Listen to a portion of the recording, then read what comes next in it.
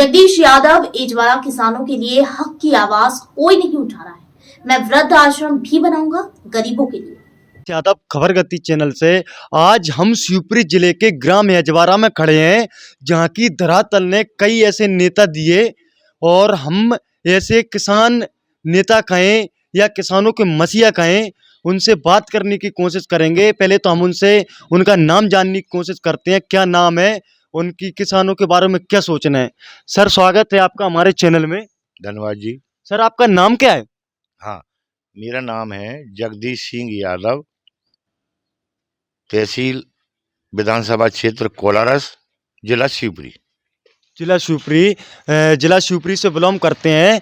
तो आपने जिस तरीके से सोशल मीडिया पर किसानों के मुद्दे उठाए हैं और अभी हम ट्विटर व्हाट्सएप उस पर देखते हैं, तो किस तरीके से आपको कहाँ से प्रेरणा मिलती है और आप कब से किसानों के लिए आवाज़ उठा रहे हो? हाँ जी, किसानों के लिए कब से आवाज़ उठा रहे हो आप? मैं अभी अक्टूबर 2021 से किसानों की परेशानी देख कर ही किसानों का दर्द मेरे दिल में है। हर समस्या किसानों की शासन प्रशासन को बताता हूँ।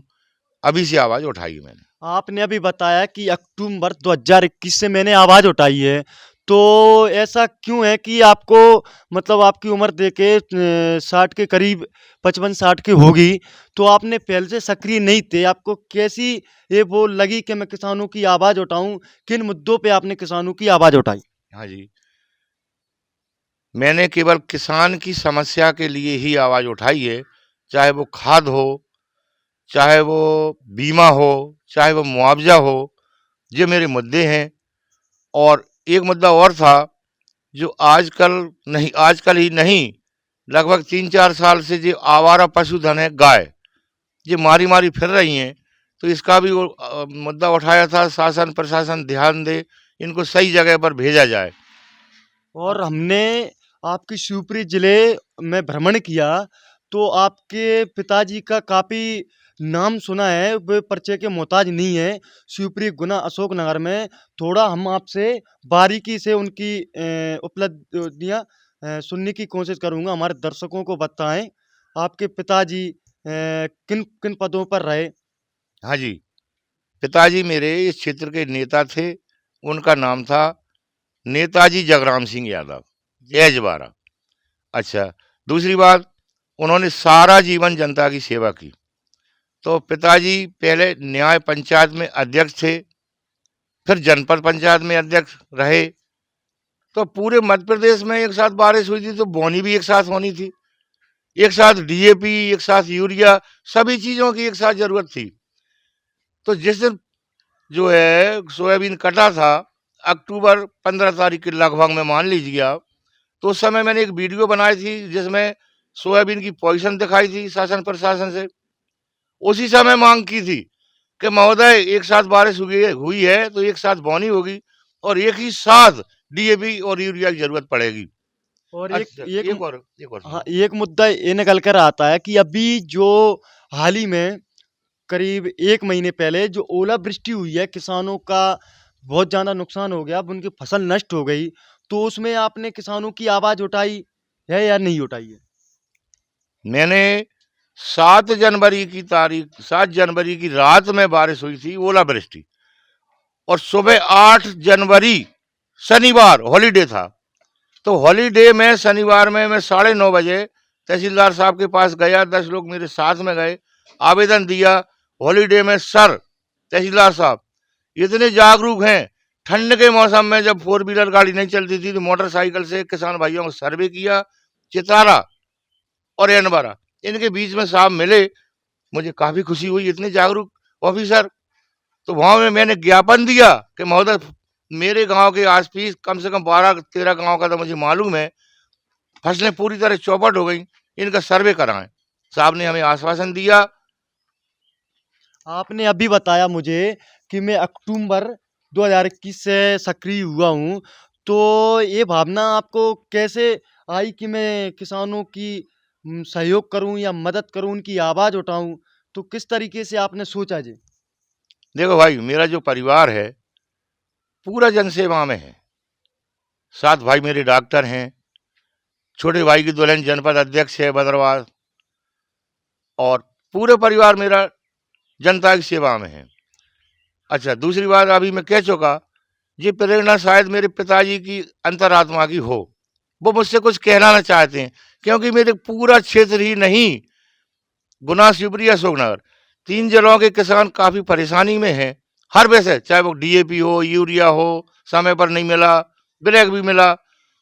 तो ये समस्या जो मैं उठा रहा हूँ, बोलने लगा, ये पिताजी का आशीर्वाद कहिए या उनकी अंतरात्मा की प्रेरणा कहिए। इस क्षेत्र की जनता को आप, चाहे शिवपुरी हो या अशोकनगर हो, गुना हो, आपके पिताजी का मतलब सभी क्षेत्रों में अच्छा वर्चस्व था और जनता उनको वो मुझसे कुछ कहना ना चाहते हैं, क्योंकि मेरे पूरा क्षेत्र ही नहीं, गुना, शिवपुरी, अशोकनगर, 3 जिलों के किसान काफी परेशानी में हैं, हर वैसे, चाहे वो डीएपी हो, यूरिया हो, समय पर नहीं मिला, ब्रेक भी मिला। तो ये समस्या जो मैं उठा रहा हूँ, बोलने लगा, ये पिताजी का आशीर्वाद कहिए या उनकी अंतरात्मा की प्रेरणा कहिए। इस क्षेत्र की जनता को आप, चाहे शिवपुरी हो या अशोकनगर हो, गुना हो, आपके पिताजी का मतलब सभी क्षेत्रों में अच्छा वर्चस्व था और जनता उनको मानती भी है और पूंजती भी है। तो आप तीनों जिलों की जनता को आप किस नज़रिए से देखते हो? आपके पिताजी जिस तरीके से देखते थे, क्या आप भी उस तरीके से देखते हो? भाई जी, इसको मैं जनता नहीं कहता, तीनों जिले में जो मेरे किसान भाई हैं, इसको मैं जनता नहीं कहता, ये पिताजी का परिवार है। पिताजी का परिवार है तो मेरा भी परिवार है, मैं उसी परिवार से हूँ। कोई भाई लोग हैं मेरे, कोई चाचा लोग हैं, कोई ताऊ लोग हैं, ये मेरा परिवार है और इनकी सेवा के लिए मैं हमेशा तत्पर हूँ। पिताजी का आशीर्वाद है, जहाँ कहीं जाता हूँ पिताजी के नाम से सारे रास्ते खुल जाते हैं मेरे। इस क्षेत्र में एक गांव ऐसा नहीं है जहाँ मेरी रिश्तेदारी ना हो या पिताजी का कांटेक्ट ना हो। तो मैं कैसे कहता हूँ कि ये मेरी जनता है? कभी नहीं कहूँगा, ये तो मेरी परिवार है। अभी एक मुद्दा निकल कर आया था, बहुत सबसे ज़्यादा हाईलाइट में रहा किसान आंदोलन। तो सभी किसान वहाँ दिल्ली आंदोलन किया था, तो उसमें आपका क्या सोचना है? जो काले कृषि कानून किसान द्वारा बताए जा रहे हैं, तो मतलब उनको वापस ले लिया गया है या नहीं लिया है? तो मोदी जी ने तो बोला था कि हम इसको वापस ले लेंगे। इसमें आपका क्या कहना है किसानों के लिए? हाँ, इसके विषय में मैं कहूँगा, ये कानून सही तो नहीं थे। अगर सही होते तो वहाँ के किसानों को पसंद आते। तो आप विस्तार से बता सकते हो हाँ, हमको? बिल्कुल। देखो, मेरा एक सोचना है कि मोदी जी तो कहेंगे हम विदेशी रबड़ी खिलाएंगे आपको, नहीं खाना, हमें तो हमारे देश के रसगुल्ले खाना है। जी हमारे ऊपर है भाई। मोदी जी लाके किसान को तो अच्छे अच्छे कानून देना चाहते हैं। अगर वो कानून पसंद नहीं है, मोदी जी हमें विदेशी चाइना चीज की कुछ नहीं खाना, विदेशी हमें देसी खाना है। और हमें हर हाल में जो सुखी होकर हम खा पी सकते हैं, कानून को सारे चल सकते हैं। जब आप हमारे लिए कानून बना रहे हैं तो हमारे 10 आदमी भाई लोगों से पूछिए वो क्या चाहते हैं, कानून बनाइए। अच्छा, वापस की रही बात, तो मोदी जी काफी टाइम हो चुका, हमारे सैकड़ों भाई मारे गए, कोई विचार नहीं किया। जबकि जल्दी से जल्दी आपको उनका प्रतिनिधित्व करते, सलाह लेते, पूछते क्या चाहते हो, उनसे मिल गए वापस कर दे। और मैं ये मानता हूँ जब तक वो जो है पार्लियामेंट में वो कानून वापस लेके अध्यक्ष थे, फिर जनपद पंचायत में अध्यक्ष रहे, फिर खतौरा की मंडी में अध्यक्ष रहे, हमेशा जनता के बीच में रहे, हमेशा बीच में रहे। और अच्छा, जो है नेता थे, उस समय कांग्रेस पार्टी की सरकार थी और 50-60 साल सरकार रही, तो पिताजी ने कांग्रेस के लिए काम किया। अच्छा, दूसरी, अब मैं बताता हूँ आपको, हमारी कांग्रेस पार्टी में जो प्रधानमंत्री जी हुए, इंदिरा जी ने काफी विश्वास किया। फिर बाद में माधवराव जी सिंधिया जी आ गए हमारे, तो पिताजी ने उनके साथ काम किया। अब मैं आपको एक विश्वास दिलाता हूँ, देखिए, जब सिंधिया जी के पहले राजीव गांधी जी प्रधानमंत्री थे तो कितना विश्वास करते थे, ये आप देखिए, ये उनकी साक्ष्य है उस समय की, आप देखिए। अब इसके बारे में आप क्या कहेंगे वो आपके कहिए। पिताजी इसमें कौन से नंबर पे हैं? बीच में है आपके बीच में पिताजी? है, मेरे पिताजी बीच में है। आप देख सकते हैं, पूर्व प्रधानमंत्री स्वर्गीय राजीव गांधी जी के साथ भी उनने काम किया है। तो इन पे मतलब कब से आपके पिताजी का जन्म कब हुआ और इनकी मृत्यु कब हुई? हाँ सर, जन्म के बारे में तो मुझे मालूम नहीं है, देहावसान के जरूर मालूम है। हाँ। मार्च 1990। तो आप अपने पिताजी के मतलब उन मुद्दों पर ही काम करने की कोशिश कर रहे हैं। तो मैंने इनमें भ्रमण किया शिवपुरी अशोकनगर गुना में, तो काफ़ी लोगों ने बताया कि वो किसानों के मुद्दों को लेकर हर व्यक्ति से बढ़ जाया करते थे। तो ऐसा ही आप भी सोचते हो कि मैं किसानों के लिए कुछ भी कर सकता हूँ? हाँ जी सर, मुझे ऐसा लगा कि ये क्षेत्र है वो हमारे पिताजी का क्षेत्र है। इस क्षेत्र को पिताजी ने कड़ी मेहनत, धूप पसीना से सींचा है, तीनों जिलों के लिए। अच्छा, अब पिताजी नहीं है और किसान परेशान है 5 साल से, तो मैं कुछ नहीं बोलता था, अभी अभी बोला हूँ 4 महीने से। तो मुझे ऐसा महसूस होता है कि किसानों की दुर्दशा देखकर शायद पिताजी की आत्मा को कोई परेशानी हो रही हो, और वो ही मुझे प्रेरणा दे रहे हो कि बेटा इसके लिए बोलिए, और बेटा इसके लिए बोलिए। अभी एक मुद्दा निकल कर आया था कि जो खाद की किल्लत पड़ी थी यूरिया की, डीएपी की, तो इसमें आपने मुद्दे उठाए या नहीं उठाए? आपने अभी मुझे बताया था कि यहाँ पर काला बाजारी की जा रही है, तो यहाँ के जनप्रतिनिधि द्वारा की जा रही है या अधिकारियों द्वारा? हाँ जी सर। आपके पास है क्या वो? हाँ बिल्कुल, मेरे पास में है। भैया आपका नाम क्या है? मेरा नाम मंजीत सिंह यादव। मनजीत सिंह यादव जी। जी। तो आप जिनने हमें अच्छा वो बताया कि वृद्धा आश्रम खोलेंगे हम, तो इसमें किन किन लोगों को सपोर्ट मिल सकेगा, किन किन लोगों को नहीं मिल सकेगा? इसमें वो सभी लोगों को सपोर्ट मिल सकेगा जो घर से बेघर हुए हैं। सभी लोगों को इसमें कोई इसमें अपन जाति भेदभाव नहीं करेंगे। जिसको मन इच्छा हो वो आ सकता है और रह सकता है, और उसका सारा मैनेजमेंट एक कमेटी करेगी, जो हमें भविष्य में हम उसको तय करेंगे समय आने पर। तो अभी जिनने बताया कि किसानों के मुद्दे उठा रहे हैं जे, तो आपकी भी एक तरीके इन जैसी सोच है कि किसानों के साथ अत्याचार हो रहा है, या जो भी सरकार है, जो सरकार आती है एक तरह किसानों को मुद्दा ही बना लेती है? जी। मैं भी एक किसान परिवेश से बिलोंग करता हूँ, तो मुझे बहुत बारीकी से पता है। और काफ़ी कुछ समय पहले दादाजी ने करीब करीब 12-13 साल की उम्र से खेती करी है, तो उन्हें बहुत अनुभव है इस चीज़ का। तो वो करीब 2 साल पहले से फसल, जैसे दादाजी ने बताया, नष्ट होती जा रही है। तो हमने काफ़ी ट्राई करा, काफ़ी कुछ करा, लेकिन कोई भी जनप्रतिनिधि इसको उजागर नहीं कर रहा है, जैसा कि पंजाब, हरियाणा के जनप्रतिनिधि करते हैं। और यहाँ की जनता भी जो है वो जागरूक इतनी नहीं है। तो दादाजी ने, हमारी ऐसी चर्चा चली, तो उन्होंने पहला वीडियो बनाया था गाय के विषय पे, जो कि बहुत शुभ है, गाय माता है। तो उन्हीं के आशीर्वाद से आज हम इस लेवल तक पहुंचे हैं कि जनता में हमारी चर्चा चल रही है दादाजी की। तो हम आगे भी ऐसे निरंतर प्रयास करते रहेंगे और सरकार को अवगत कराते रहेंगे।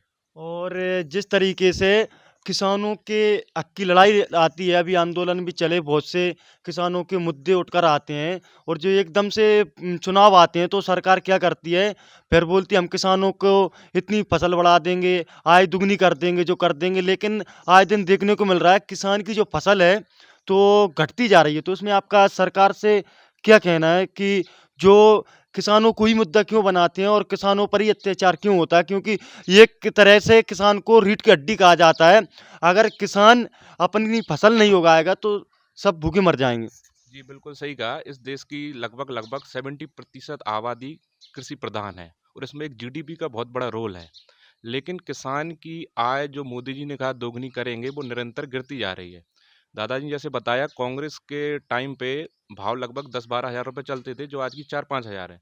किसान बहुत भोला है, नासमझ है, इसलिए उसका ये फ़ायदा उठा रहे हैं और किसान को प्रताड़ित किया जा रहा है। अभी रिसेंटली एक केस हुआ कि जो किसानों का प्रीमियम कटा, उसका उन्होंने ऊपर पोर्टल पर नहीं चढ़ाया। ये भी किसानों के साथ धोखाधड़ी है, जो कि कल नहीं उगाएगा तो सब भूखे मर जाएँगे। जी, बिल्कुल सही कहा। इस देश की लगभग 70% आबादी कृषि प्रधान है, और इसमें एक जीडीपी का बहुत बड़ा रोल है। लेकिन किसान की आय, जो मोदी जी ने कहा दोगुनी करेंगे, वो निरंतर गिरती जा रही है। दादाजी ने जैसे बताया, कांग्रेस के टाइम पे भाव लगभग 10-12 हज़ार रुपए चलते थे, जो आज की 4-5 हज़ार है। किसान बहुत भोला है, नासमझ है, इसलिए उसका ये फ़ायदा उठा रहे हैं और किसान को प्रताड़ित किया जा रहा है। अभी रिसेंटली एक केस हुआ कि जो किसानों का प्रीमियम कटा, उसका उन्होंने ऊपर पोर्टल पर नहीं चढ़ाया। ये भी किसानों के साथ धोखाधड़ी है, जो कि कल हमने हम मुकेश रघुवंशी जी का धन्यवाद करेंगे, कॉलरस हलचल वालों का, जिनने जो मुद्दा उठाया। और काफ़ी दादाजी को भी कांटेक्ट कर रहे हैं लोग बाग, भिंड, मुरैना, ग्वालियर के तक फ़ोन आ रहे हैं कि आदरणीय आप बहुत अच्छा बोल रहे हैं, हम आपके साथ हैं, आप निरंतर प्रयास करते रहें। हमारे क्षेत्र का दुर्भाग्य ये है कि यहाँ कोई किसान नेता नहीं है। अरबपति, पूंजीपति तो हैं, पर किसानों के हक की लड़ाई कोई नहीं लड़ रहा। आगे मैं बस इतना ही अपील करना चाहूँगा, अगर आपको बदलाव चाहिए क्षेत्र में, तो दादाजी का साथ दें, बस। ये हमारे थे यजवारा परिवार के काफी नाम चर्चित जगदीश यादव जी। मैं नितेश यादव, खबर गति चैनल, ग्वालियर। कि अब मैं आगे क्या करूँगा, जब मेरे बाल बच्चों की जिम्मेवारी से मैं पूरा हो जाऊँगा। अभी मेरे नाती बेटों की शादी संबंध होना है, तो उसके बाद जब उनसे फ्री हो जाऊँगा, तो मेरा सोचना है कि बदरवास शहर में शासन से थोड़ी सी ज़मीन लेकर उसमें एक वृद्ध आश्रम बनाऊँगा, और जिसका अध्यक्ष हमारे तहसीलदार महोदय को बनाऊँगा। कमेटी जो साहब कहेंगे, 10-20 लोग उसमें सदस्य बनाएँगे।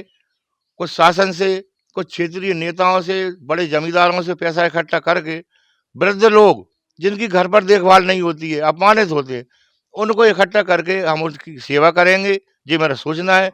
2 पार्टीशन बनाएंगे, एक में लेडीज, एक में जेंट्स। हम सेवा करेंगे सद्भावना से, उनके साथ रहेंगे, उनको सुखी रखेंगे, वो हमारे लिए आशीर्वाद देंगी, हमारा अगले जन्म भी ठीक हो जाएगा। इसके साथ में मैं एक और चाहता हूँ, तीनों जिले में जिस नाम से मेरे पिताजी को पहचानते हैं, सच्चाई में, भलवंश याद में, तो मैं ये सोचता हूँ कि वो उस नाम को मैं सार्थक कर सकूं, जनता जी कह सके, मुझे आशीर्वाद दे सके कि नेताजी का बेटा भी नेताजी जैसा निकला। तो आपने बहुत अच्छी बात कही है कि मैं वृद्धा आश्रम खोलूंगा। जिस तरीके से जो वृद्ध लोग होते हैं उनके आगे पीछे कोई नहीं होता, तो उनको एक बहुत बढ़िया सहयोग होगा। तो और एक सवाल और आपसे पूछना चाहता हूँ, आपका मेन सहयोग इसमें, आपकी उम्र देख के आप काफी अच्छे काम कर रहे हो और बहुत एक्टिव हो, तो किसी का सपोर्ट तो आपको मिलता होगा। आपका मैनेजमेंट देखने के लिए आपके साथ आ जाते हो, ये कौन व्यक्ति है आपका हाँ जी सपोर्ट साहब, करने के लिए? मैं बिल्कुल धन्य हूँ, अपने आप को सुखी मानता हूँ। मेरे परिवार में 7 डॉक्टर हैं। अभी मेरे ऊपर मेरे काका जी डॉक्टर JPS यादव जी की छत्र छाया है, उनके संरक्षण में मैं हूँ। अच्छा, मेरा सहयोग अब कर रहे हैं मेरे नाती। क्या नाम है उनका? उनका नाम है, एक का रंजीत सिंह, एक का मंजीत सिंह। तो सारा काम मुझे वही करते हैं, चाय अभी पानी आपके पिलाते हैं। पास है क्या वो? हाँ बिल्कुल, मेरे पास में है। भैया आपका नाम क्या है? मेरा नाम मंजीत सिंह यादव। मंजीत सिंह यादव जी। जी। तो आप जिनने हमें अच्छा वो बताया कि वृद्धा आश्रम खोलेंगे हम, तो इसमें किन किन लोगों को सपोर्ट मिल सकेगा, किन किन लोगों को नहीं मिल सकेगा? इसमें वो सभी लोगों को सपोर्ट मिल सकेगा जो घर से बेघर हुए हैं। सभी लोगों को, इसमें कोई इसमें अपन जाति भेदभाव नहीं करेंगे। जिसको मन इच्छा हो वो आ सकता है और रह सकता है, और उसका सारा मैनेजमेंट एक कमेटी करेगी, जो हमें भविष्य में हम उसको तय करेंगे समय आने पर।